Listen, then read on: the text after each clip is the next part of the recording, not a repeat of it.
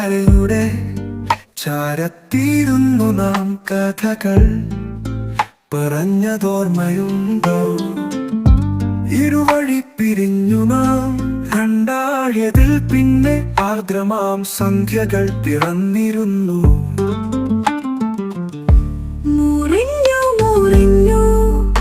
നീറുന്ന സന്ധ്യകൾ അതിലേറെ നിറം വീണു തുടുത്തിരുന്നു.